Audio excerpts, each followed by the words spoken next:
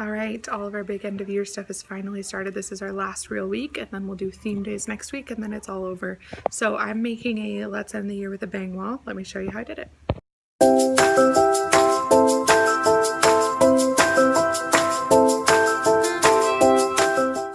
Okay, so as you can see, I traced this with silver Sharpie, and then I've got all the balloons up here. The reason this is upside down is because I just blew that up to show you what it looks like when it's all put together. We already popped that one this morning, so we pop one each morning. They've got numbers on it because we're doing ours as a grade, and so we need to make sure we were all popping the same activity each day.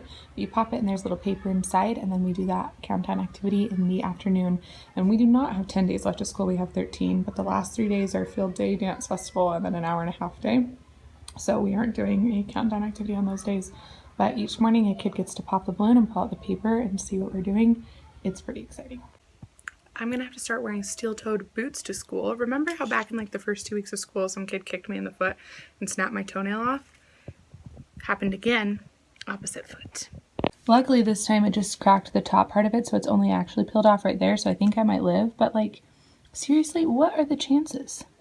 So I currently have the music going, and I'm putting together our escape room that we're doing tomorrow, because escape rooms are fun and low involvement from me after I do all the prep for it.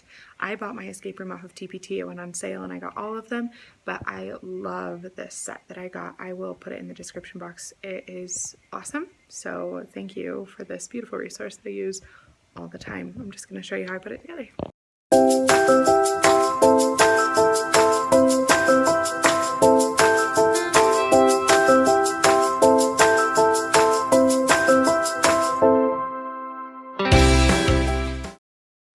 Okay, so there are 5 different tasks in the escape room. I just put them into, each team has a folder that matches their colors. So I have 6 teams in my current amount of students. So each team has their own colored folder, and all their supplies are inside.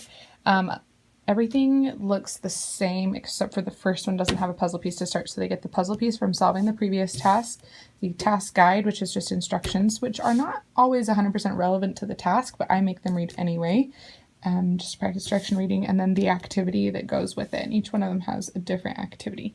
So then I'll just put the puzzle piece, the task guide, and the actual task inside the folder. And then as they complete each one, they bring me back the folder with everything completed. And then I hand them the next folder for the next assignment. And the nice thing about this is that these are 100% editable.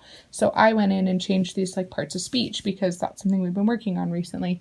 And I changed our final task, which is like a key, to be all solving word problems, like word problem task cards. So this is a sweet resource.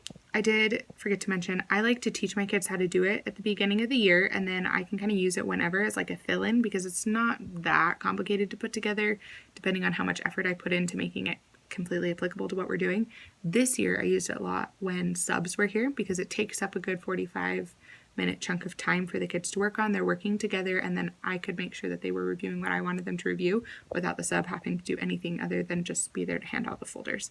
So if you teach your kids the procedures behind it, then you can have a sub do it with them every time, which is awesome. So last night at like 11 o'clock, which is a good hour to decide things, I was like, what if I redid half the furniture in my classroom?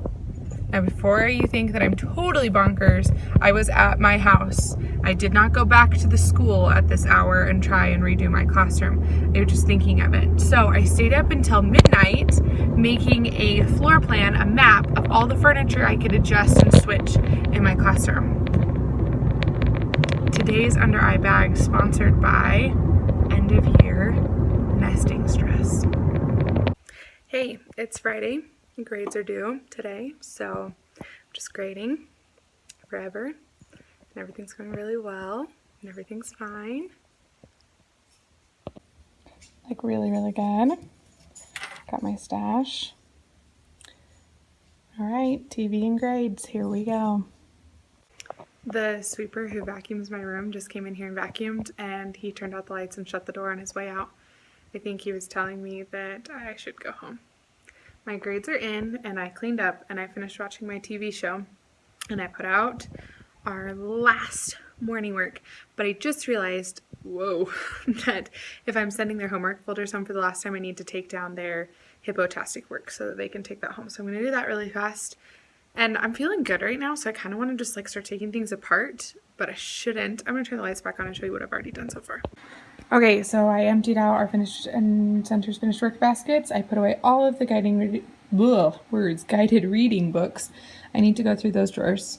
I can take that down now, but I feel like that wall would look really weird and empty. Today we sorted through the library, so I have several boxes that are totally empty now because those were books that nobody was reading or were really old and ratty, and so I'm throwing out so that I can spread these out and put some different books in them. And then what else did we do? Oh yeah, I put away all my centers because we're done with guided reading / reading workshop. Thus the mess back here. These are the bins that my books are actually going to go in. So I came back here and used my previous center bins to do that. And that's why those are missing bins. I've started taking apart and re-putting together these shelves back here. And this is a pile of things that I'm getting rid of. So I did already start taking things apart a little bit. But I shouldn't take everything apart yet because, I mean, we still have 8 days left. So I kind of need to be semi-functional. At least it needs to look like things are real, because the more you can make your classroom look like things are still happening, the more the kids act like things are still happening. Also, I just piled all my hair atop my head because honestly it didn't look that great to begin with. But funny story, as I was doing it, I have a mirror in this cabinet back here in my room, and it's broken, and I just noticed that for the first time. So I don't know if I broke it or if it was like that all the time, but I have never noticed that before. So that's cool. Can I just say, I love that I numbered everything because I don't have to peel people's names off of stuff. Way to go, me. Thinking ahead. Like a boss. Also, I took down everything off the whiteboard. It's so empty. It's been literally covered from here to like here for months now, and it's totally empty. It's kind of bizarre. Well, as you can see, I have all my lesson plans hanging on the wall behind me, so I'm totally set for next week. It's supposed to rain literally every day for the rest of the month. We're all fine. It's all good. I'm not stressed about it. It's okay. I wanted to have inside recess for the last week of school and have all of our outdoor activities canceled. I'm so excited. Everybody pray for wind to blow the rain away. Okay? Okay. Other than that, things are good, and maybe at some point I will vlog and let you know how things are going / what I do for the last week of school. I feel like I probably should have done that ahead of time so people could have used it, but it's the last few weeks of school. I can't be bothered to be on top of things. So anyway, that's all I have for this compilation of end of school year madness for you. Have a lovely weekend. See ya.